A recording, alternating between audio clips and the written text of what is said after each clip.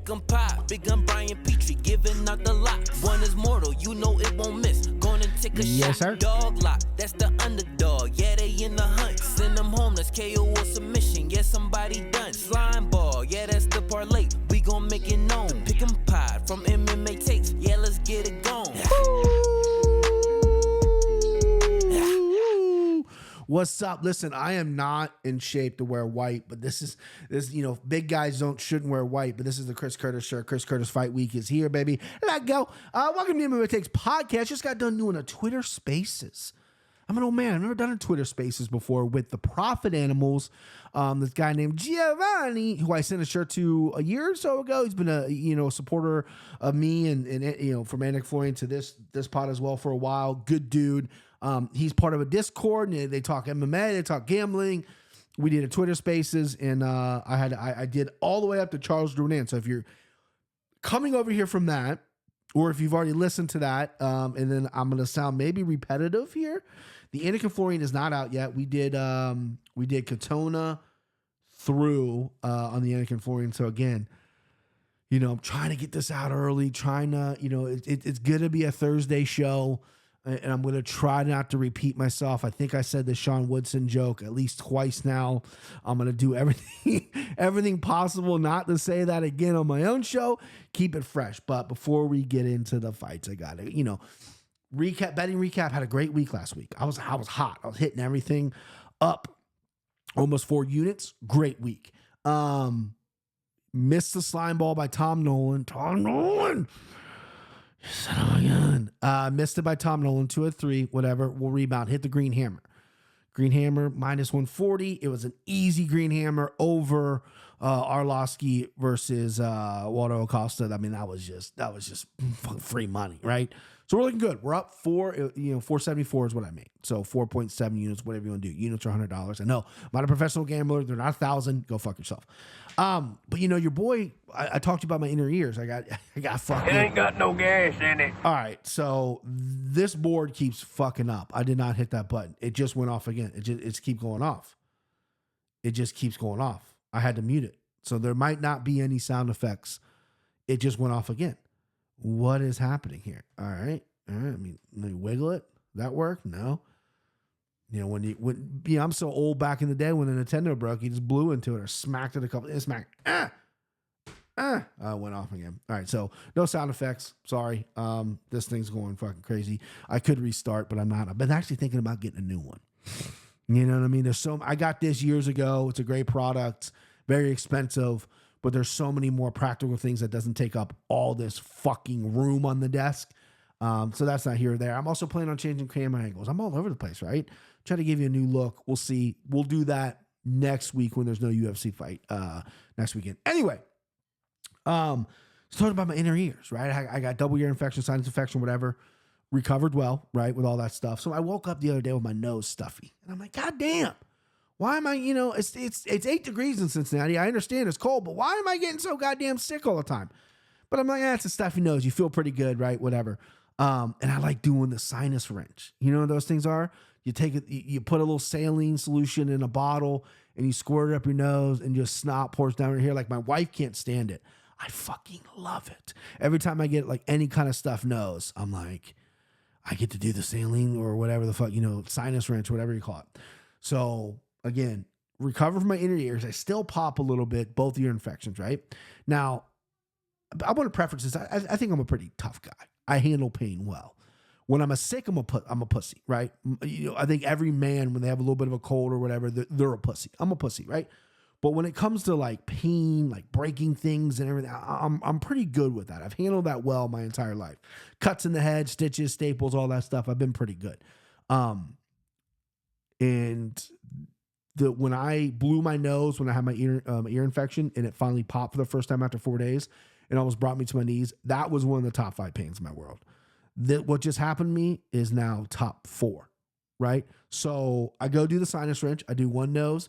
Snot comes out feeling great. I go do the other nose. There's all these tubes in your face, whatever. It shoots right through and goes to my right ear. Doesn't even come out. It just goes right to my right ear. My right ear fills up. It's an intense pain. I immediately get dizzy. it's like my head's drowning. I'm like, what the fuck? I'm like literally about to pass. I'm holding on to the fucking bathroom sink. Like, what is going on? And it's the most intense pain, crackling, popping, all this water and shit going in my ear. I'm like, and then I just immediately grab my thing, blow my nose, my ear pop out. I mean, guys, fuck me. I know Dana White has like Meniere's disease, and if you've had any inner ear problems, you know this pain. Ooh, I mean, it took my breath. I'm like, what the fuck? I felt like such a little pansy. Like, I can't handle this. I can't handle a little ear infection or whatever. Dude, it hurt so fucking bad. But so, little sniffles, not doing the sinus rinse. I'm off them. Still off the Mountain Dew as well. Got a Gatorade here. Still doing good on that, boys. New year, new me, baby. New year, new me. New podcast. Same podcast, though. First fight of the night. A real piece of shit. A real dumpster. You know how I call fights bowls of spaghetti fight? This is a bowl of diarrhea. Malcolm Gordon, minus 205 versus Jimmy Flick, plus 170. I hate saying it. Ugh.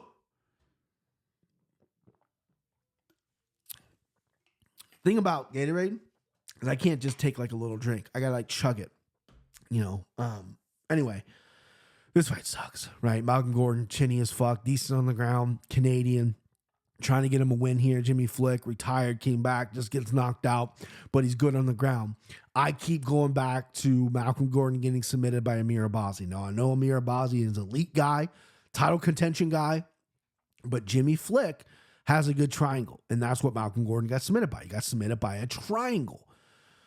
And Jimmy Flick at plus 170, and Malcolm, listen, if I sat here and looked in the camera and I said, hey, boys, right? Malcolm Gordon at minus 205, that's a lock. That's a steal. Fly to my house, right? I'm Cincinnati, Ohio, West Side. I'll give you my address. If I ever said that to you, fly to my house and burn it down, okay? Burn my car, burn it down. Make sure my family's out of the house. I can be in it because I deserve to be lit on fire for saying something so stupid. Now, Malcolm Gordon can win this fight. Jimmy Flick is that bad. But so is Malcolm Gordon. This is a dumpster fight. I hate it. With that being said, I'm going Jimmy Flick at plus 170. Props on art right now, at least for these early fights. But Jimmy Flick by submission might be the only way you're getting my money on this. It's the first fight of the night. It's a pay-per-view. I'm going to be betting it. I'm not going to stay away from it. I'm a fucking degenerate. But plus 170, Jimmy Flick, give it to me. Submission, you're probably looking at plus 200 if Vegas is smart. Plus 300, maybe not. If we get lucky, that will be something I play as well. All right, next up, you got Jasmine Jerzavicius minus 360 versus Priscilla Cachoeira. Priscilla Cachoeira. Catch a beating. Shout out Paul Shaq. Cachoeira is plus 285. She's cheating. She a cheating bitch. You know what I mean? She actually cheats to win. I just think it's all Jasmine here. I don't like the line at minus 360. I think it's high. Your boy knows chick. I can't play the chick thing. God damn it. Anyway, your boy knows chicks, right? And it's unfortunate that it's real fortunate that Jasmine Jasavicius is fighting Cachoeira here in Canada. I think she needs a win. She needs a win. She needs a statement win. UFC. She's coming off loss over Tracy Cortez. All decision wins in her UFC career. She's tough. She's durable. I think, she's big as well. I think she can take this fight down and submit her is what I think she should do to get a little bit of star power on that fucking name. Not going to happen, though. She'll win by decision. Minus 360, a little chunky for your boy. I know chicks. I like it. I don't love it. Not a parlay piece, but I do think if you're going to parlay any two women, it'll be Jasmine, and spoiler alert, I'm picking Jillian Robertson, two Canadian women. Parlay them up, get a better number. I think those are locks to win. Next up, Johan Lannis, minus 148 versus Sam Patterson, plus 124. So Sam Patterson's a guy, 6'3", finally at 170, was fighting at 155. Giraffe neck, tall, long, rangy, very confident in his own skills. People that have seen him train thinks this kid, like out of England, they love him. They rave about him. He's got good submissions, whatever. Didn't really fully impress me in the Contender Series. Got absolutely slept by Yanel Ashmutz in his debut, where he's a huge favorite. Now he's fighting Johan Lannis, who was a fucking cardio problem. Not a problem like, Bilal Muhammad's got a problem. Like, you fight Bilal Muhammad, you're fighting his cardio, or Colby Covington, whatever. No. This guy's a problem. Like, he gets tired quick. And but he's a heavy-handed guy, and he knocks a lot of people out. He touches you to the body, it hurts. Touches you to the head, it hurts. And Sam Patterson's proven not to only have not great defense, but not a great chin. But skill for skill, I think he's head and shoulders.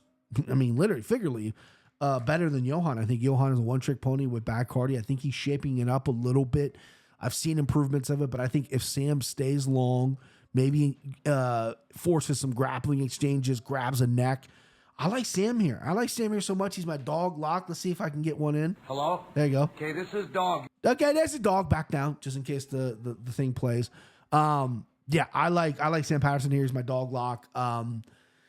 Not a lot of super big dogs in this card that I absolutely love, but if I'm putting any money, surefire fucking money, you're locking someone up at dog money, it's Sam Patterson at plus 124. I just think he's better than Johan. Could he get knocked out? Absolutely. If you want to hedge by Johan by knockout, which again, the prop's not available, I don't think, because I believe I was trying to chase Sam Patterson by submission, and that's not available yet. Yes, on DraftKings is not. The over-under set at 1.5. They do believe this fight's going to go under. Vegas does, that is. Give me Sam Patterson. I'm not looking back. I think he wins. I think he wins by submission. Could be a TKO late because he does have good cardio and whatnot. But hopefully the people that keep supporting, I believe John Gooden from UFC is a huge component of this guy. I think they're from the same town. They train together, whatever. Loves Sam Patterson, right? When he got knocked out, he was devastated. They better be right. England, you better have a guy here, right? Because I'm going to, I had a good weekend. I might load up on my dog lock. I feel good about it. Plus 124 is not like a huge stretch, but I think I'm going to make it up with the green hammer. All right, next up, Jillian Robertson versus Polyana Viana. Robinson minus 285, Viana plus 230. Listen, I already gave it out. Jillian Robertson, parlay her with Jasmine, the Canadian women. Parlay Viana, inconsistent. Jillian Robinson is inconsistent too, but the one steadfast consistency with Jillian Robinson is she is a great submission artist. She's nasty on the ground. Getting it to the ground's a problem. Takedowns aren't great. She's tough. Her stand-up is a work in progress.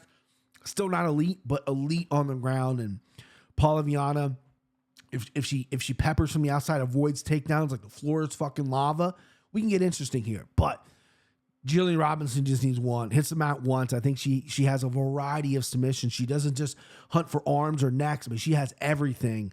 Give me Jillian Robertson here as well. I'm going to parlay that with Jasmine Jasarvasius. And let's see what that brings out. I got a computer in front of me. Let's see what that is, right? Parlay between the women, minus 139. So you're basically betting, I know it's a two-legger, but I think these are so slam damn good. Slam a damn jom, whatever that is. Minus 139. I mean, that's a great bet right there for a two-legger, two women. And I know chicks, guys. I know chicks. Let's see if I can get that up. Talking like you know chicks, and I'm the one who knows chicks. I know chicks. Next up, you got Siri City minus 180 versus Ramon Tavares plus 150. My Siri on my phone just went off when I said that. Very funny. Very funny. Comical. This fight gives me pause because I did my research. I've been grinding since Sunday on this all over City. Not only that, but slime ball candidate, right? And I'm not backtracking. The slime ball's already placed. It's already been bet. But I was on the profit animals, right?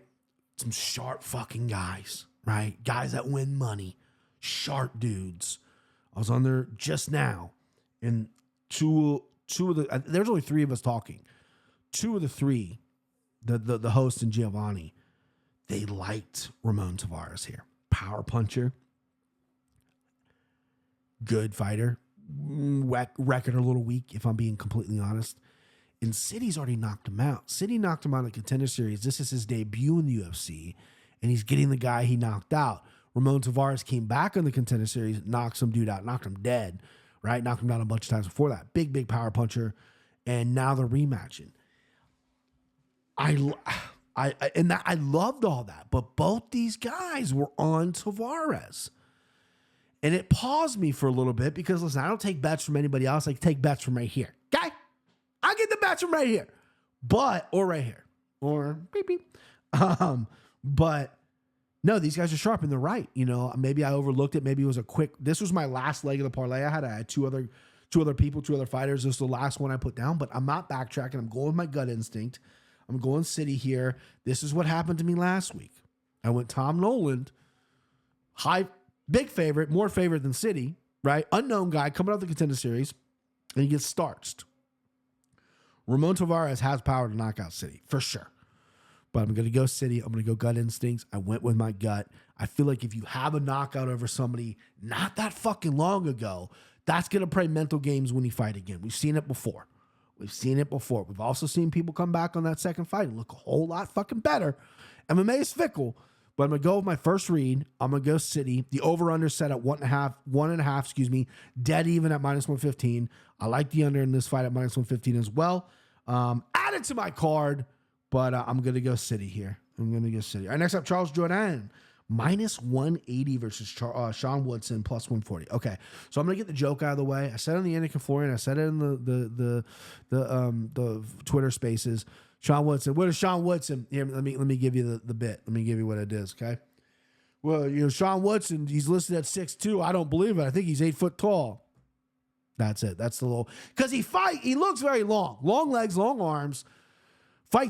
He looks way taller than me. We're the same height, technically. He looks way taller than me because of the limbs. But he fought Dennis Bazook in Nashville. Dennis Bazook is a dangerous guy. I know he doesn't have a win in the UFC, but a dangerous guy on short notice, hungry to get in the UFC. And Woodson put a masterclass on him, pieced him up from the outside, took him down when he wanted. Again, that wasn't the best Dennis Bazook because of what we got, but Woodson is getting better. Early in his UFC career, he's getting clipped. He's getting put down. He's got tremendous heart. He's long. He's rangy. The knees are crazy. His ground game's coming a long way. And he's got Charles Jourdain, who is not going to go for a takedown. Charles Jourdain, he's going to fight you on the feet. He wants to strike. It's going to take Jourdain a little bit to find the distance. I mean, how would it not? Charles Jourdain is not a short guy at 145, but it is going to take a little bit for him to find that distance. And when he does, I think he's going to piece him apart. I think this is a decision fight. I think this is going over. The over is listed at 2.5. The over is -145. Vegas thinks it's going to go over as well. Sean Woodson at +3.5 rounds. The point spread at -115. I think that's great. I think he steals a round, probably the first round, if any round. And then I think Jourdain takes over. I think it's going to be a scrap. I think it's going to be a tough fight to call. I wouldn't be surprised if there's a split. There's probably a prop if they have the point spread available. There's probably a prop for the split here. Fight to be won by split or majority decision. Yes, +5. Was that 500? Yeah, 500. Need to get glasses. I actually have glasses. These are the real ones now. I don't have them in here. I gotta get them. But I need them. My eyes are shit. +500. I like that. That will be added to my card as well. +500. I like that. Yeah, I like that. How many times can I say I like that, Brian? Be a professional. Move on. All right, Charles Jourdain. All right, next up, Brad Katona. Right? He's Canadian and Irish. He's got the weird accent. -192 versus Garrett Armfield, +160. I'm going to come out and say it. This is a mortal lock. I don't see any other way around it. I think Brad Katona should be way higher in here. I do not know why he's getting a little disrespected by the books here. He fought really great against Cody Gibson. His level of competition is even though his losses are through the roof here. Garrett Armfield, decent fighter, decent prospect, but the guy just can't get it done. I think, his record, I think, is a little weak. I mean, it's 9-3. We're not looking at anything special here, right? And then 2 of his 3 losses are by submission. Yodedo Oyama got him in the second round. He can strike. He's got some knockout, but he knocked out Tozoshi Kazam. Who fucking cares? Who hasn't knocked that guy out? And he knocked out Stephen Graham before coming to the UFC. A guy's 10-5. I'm not impressed by that. You ain't impressing me with that, right? Brad Katona, I don't think should have been cut from the UFC from the begin with, right? So this is slime ball candidate, mortal lock. We got a 3-way here, babe. Oh, bring it out. The green fucking hammer, baby. 1-0 on the year. What if I come knocking on your door with this fucking thing? Dun. God, I just need to carry. People like carry. I don't own a gun. I've never fired a gun. People carry concealed carry to feel safe and everything. I get it, right? This world's crazy. But man, if I just carry this around me, I feel so goddamn safe. Woo! Green hammer. And I gave you a -140 last week. It hit. Easiest thing I've ever done in my life. Easiest thing I've done in my life. So I want to make it up to you. I'm so confident in Brad Katona. I slimed him. Mortal locked him. Green hammer him. By submission. Was it plus 350? Brad Katona's got good submissions. Doesn't have a finish in the UFC yet. He needs one. If he wants to stick around, 2-time Ultimate Fighter winner, he needs one. The reason he got cut, he's boring. Looks like a dork. Weird accent, right? People don't like him. But he's a dog in there. Cardio for days. Grappling good. Striking coming a long way. Decent chin. Brad Katona by submission plus 350. Place a bet. Look away. Thank the Green Hammer later. And we're fucking off and running, baby. 2-0 on the year, guaranteed. Let me tell you something. If I don't win this Green Hammer this week, my next week's Green Hammer, or not next week, the next fight, the Green Hammer's free. I'm giving it free. That's a Big Cat bit. I can't, Big Cat does that. He gives all his picks out for free. He's a bad gambler, Big Cat from Barstool. And then he's always like, if I don't go under 500, my picks are free. It's a bit. I do it. Sorry, I copied him. All right, next up, we got Arnold Allen. This could be a dog fight. Plus 154 versus Musar Ivulev. Minus 185. Now, again, all these fights I broke down in the Yankin Florian. It's not out yet, but it'll probably be out Thursday night once you've already seen this or whatever the case may be. Anyway, all signs point to OBP taking Arnold Allen, right? I pick against Russians all the time. Ivulev struggled a little bit with Diego Lopez on the ground. Arnold Allen's a big 45er, went 5 hard rounds with Max Holloway, got pieced up, but he proved his toughness. He proved, hey, I'm an elite guy. I'm right here. Let me get better, right? Doesn't fight enough. Needs to fight more. He's getting Mosar Ivulev, who's a stud, who everyone has circled as possibly the next champ at 145. All signs point to me taking Arnold Allen as the dog, right? I get it. People think I'm predictable. You're going to go Arnold Allen. I'm going Ivulev here. Minus 185. I put some money on it on the Yankin Florian as well. I'm uncomfortable with it. And in gambling, being uncomfortable sometimes is comfortable. Arnold Allen, I keep going back to years ago. I probably shouldn't do this, but I do. Years ago, I go back to Arnold Allen against Maz Burrell, who's a great grappler. He's done well over in PFL. PFL, Bellator, wherever he's at. And he was taking Arnold Allen down like crazy. Arnold Allen got a last-minute submission. You're not going to submit Ivulev, I don't think. Ivolev's going to take you down. He averages like 9 takedowns a fucking fight. Striking obviously needs to come a long way. I think Arnold Allen, big, strong guy, is a smart guy, has a good camp. His dad is like a bodybuilder, or whatever the fuck he is. So he's working on not getting taken down. If he can keep this fight to the feet, it's the whole different ball game. I just don't know if he can, because Ivulev is so relentless and very good at doing what he does.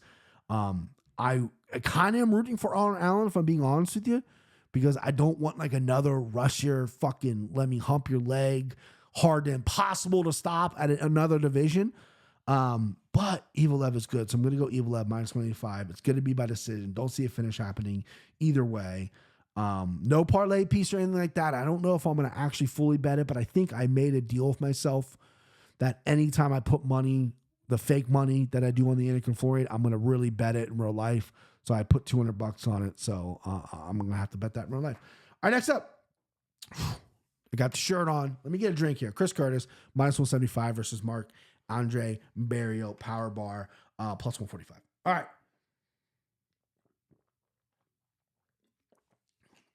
So, let's see here. All right. So, Chris is my guy. Everyone knows that. If you watch this, if you're first time watching this, Chris Curtis and I used to train together in Cincinnati. I love him to death. He saved my life. I had a seizure, blah, blah, blah, all that stuff. Let's not rehash it. Anyway. Love the guy. Got his shirt on. And I know he's like kind of public enemy number one. A lot of people don't love him right now. He got off Twitter, right? He kind of had a weird ending on the Hermanson fight, which soured people. I don't think he's built for the online criticism, which is fine. Not everyone is. And so he deleted Twitter or whatever, and Sean bullies him and says, oh, you got bullied off Twitter or whatever. Anyway, he had a kid. He finally took a fucking rest, right? Which he's desperately needed. Since he's been in the UFC, he goes, I'm going to be, when he got to UFC, he's 34, 35 years old.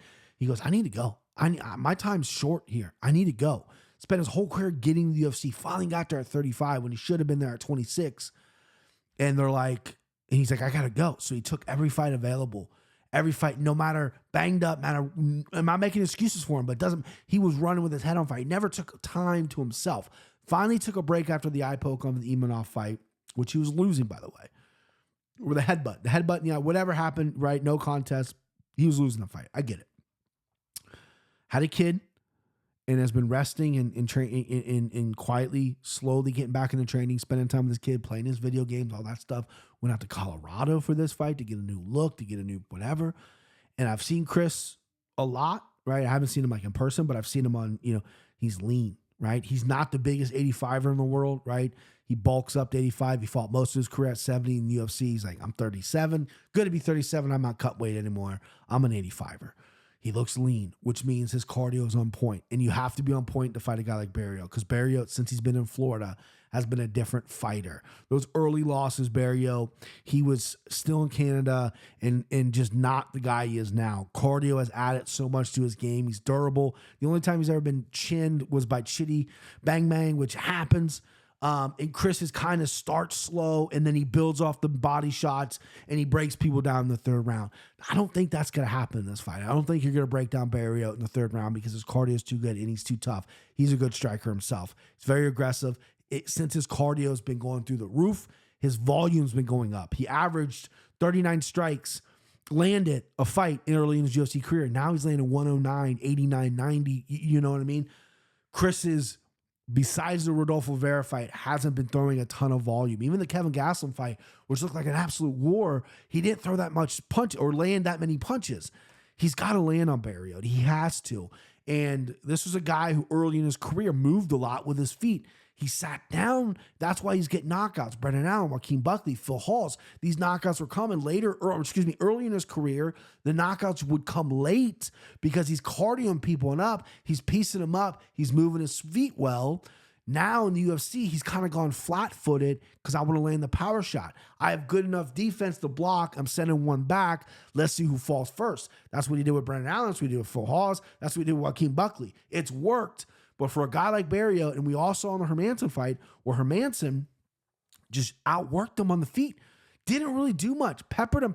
Chris couldn't do anything. Chris would try to cut off the cage, couldn't, was walking in straight lines. I want to see Chris's footwork improve in this fight. He is a favorite. I'm a little nervous about it. I'm not locking him up. I get accused of being biased all the time.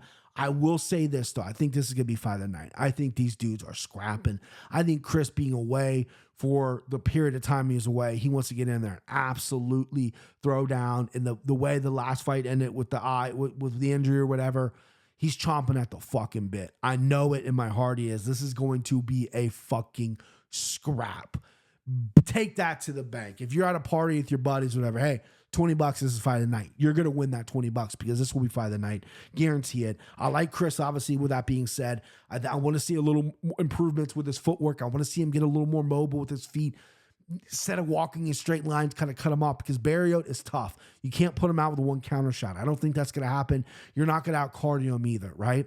Don't crash in with the punches. Avoid the clinches because Barrios is good in the clinch. Barrios might even maybe mix in some takedowns. I don't know if that's going to do him well because Chris is very upset that he got taken down by Imanov. He was 100% takedown defense in the UFC until Imanov got him.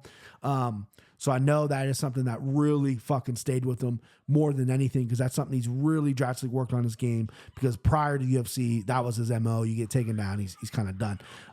Daughter's going crazy outside the door. But anyway, I like Chris. It's going to be a dogfight. It's going to be a decision. I'm taking Chris Curtis by decision. I don't know what that prop is.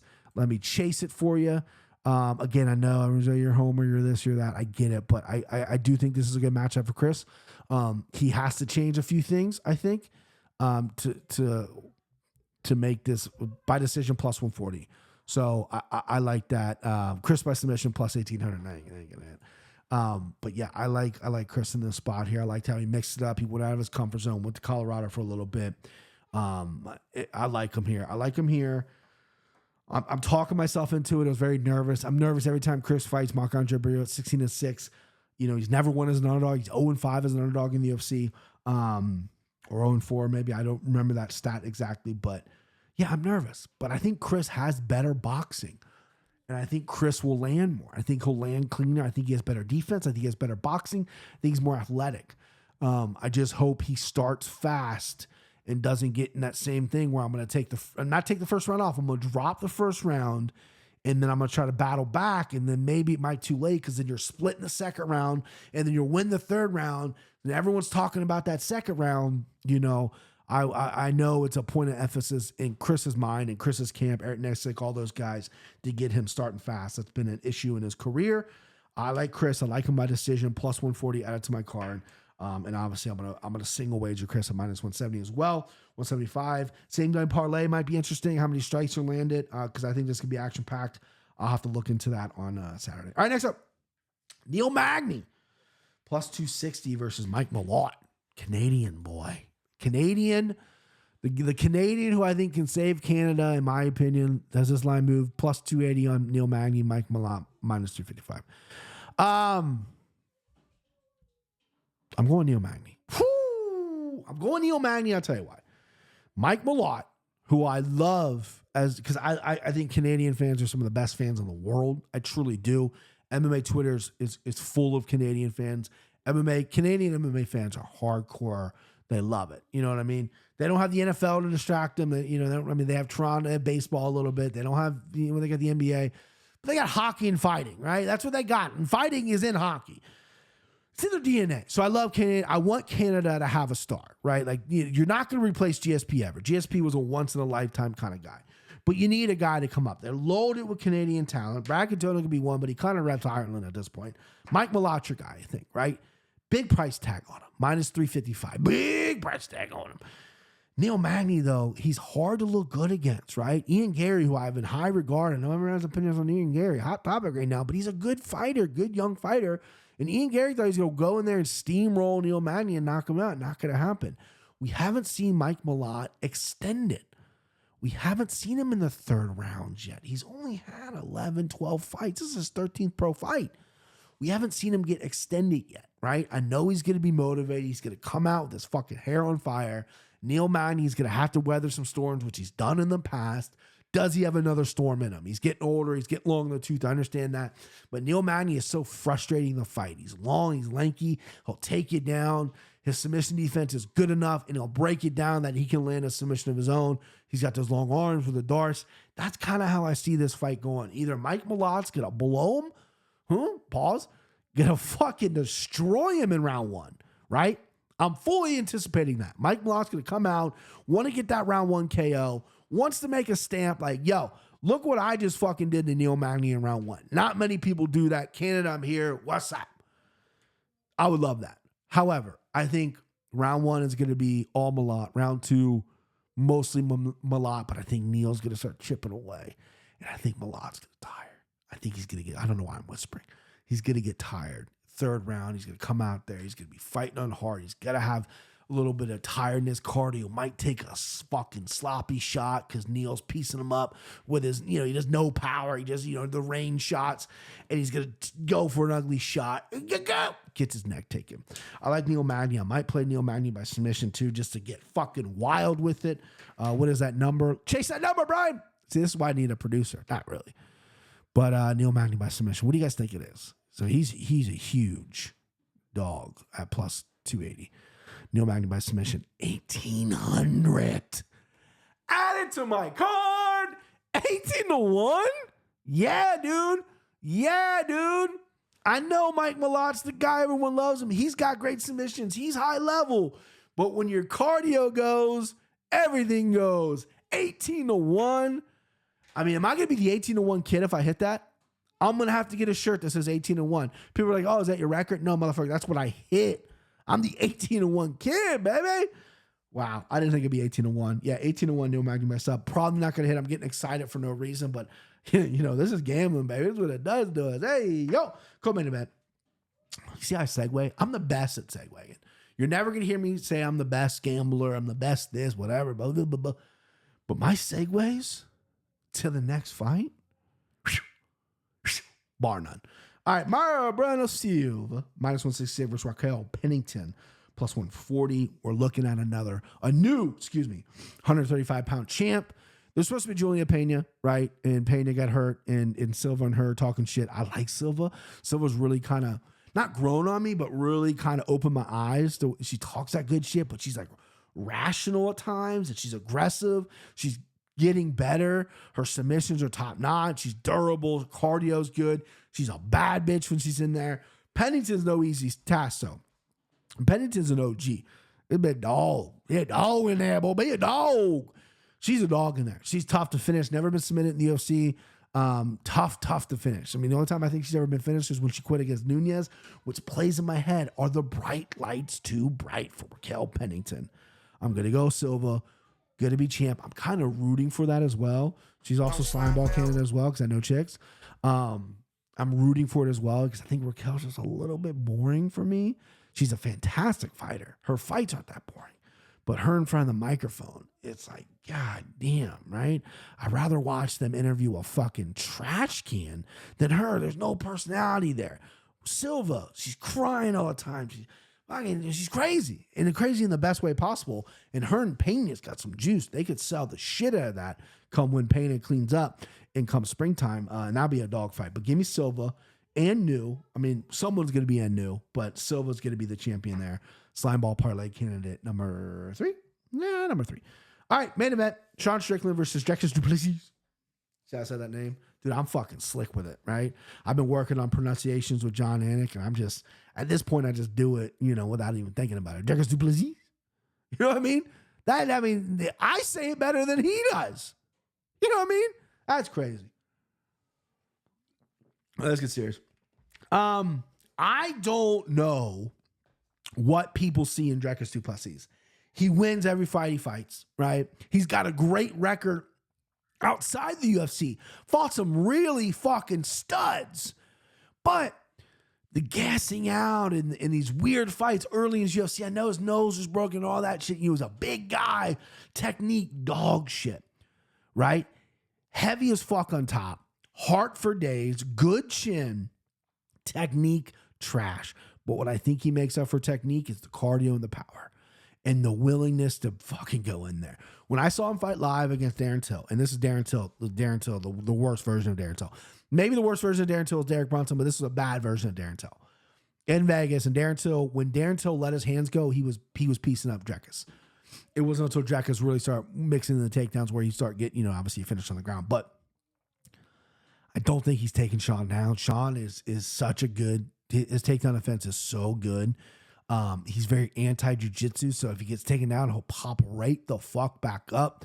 I see this fight playing on the feet. Sean isn't the biggest 85er. He spent a lot of his career at 70. He's not small by any means. I think he was a little too big for 70. 85 is the right weight class. But Drexus is big. Drexus is a big guy, and Sean has sparred numerous people this camp. They brought in some real big talent. The problem is when you're Sean Strickland and you got your Philly shell, right? You got the shell, right? Block with your shoulder, and you're very technical with your 1-2s. You get a guy who's so goddamn unorthodox, and you get a guy who's so goddamn wild in there, big, strong. How's your technique? It's going to take you a little minute. There's not many people out there that are sparring like Drexus Duplessis. I've admitted that I don't get it with Drexus. I thought when him and Izzy were going to fight, I was going to put my fucking life savings on Izzy. Thought Izzy destroys him. I don't know. After that Izzy-Sean Strickland fight, I don't know if Izzy would have or if he still could. I think anybody can win, but I'm not as confident. Earlier when this fight got announced, I believe I texted some people and said Strickland all day. Strickland by decision, possibly late TKO stoppage because Strickland's not going to get tired. He won't get tired. 5-round fight. We've never seen Drexus in a 5-round fight. He's been in a 5-round fight outside the UFC, but never in the UFC, on the bright lights, main event, Canada, all that shit for the fucking title. So my pick earlier this week was Sean Strickland. I put money on him on the Anakin Florian. -135 is the line. +114 for Drexus. Let's see if that's moved at all. But I'm not going to lie to you guys. I'm not going to fucking lie to you. All right, so it's -125. So money's coming in on Drexus Duplessis. I'm not gonna lie to you. I'm still on Strickland. I'm not flipping. I'm not a fucking flip-flopper. I'm not a fish. I'm gonna go Strickland. Right? But I'm not as confident as I once was. Am I buying into the Drexus Duplessis hype? Right? Am I watching too many fucking videos? I don't know. But goddamn, he seems confident this week on the embedded. He's running into the fucking freezing cold ocean in some fucking banana hammock, right? This dude just is carefree. He said in an interview prior to this fight, before all the thing broke out with all the horrible stuff, he literally said, I think I'm better everywhere than Strickland. I don't think he has a shot. I love fighters who have confidence. I just, again, as a long-time martial arts fan, a guy who has watched it, who trained a little bit, who considers himself an expert, I do not know what I'm missing with Dricus du Plessis. I just broke it down what all the skills are. I still can't compute it in my fucking head because I'm dumb. But I'm going Sean Strickland. I'm going to bet it because it's the main event. I'll go Strickland, maybe decision, TKO. Maybe I'll sprinkle in that double shot, whatever, double champ, whatever. Anyway, all right, let's recap. I never gave a send him home. Shit balls. All right. I knew I missed something. All right. So send him home.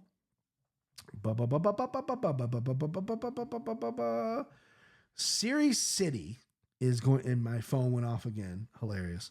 Series City is going to be send him home. Send him home.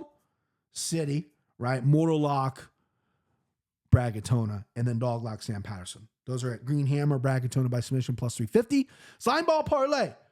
Maribona Silva, Bragatona, and City.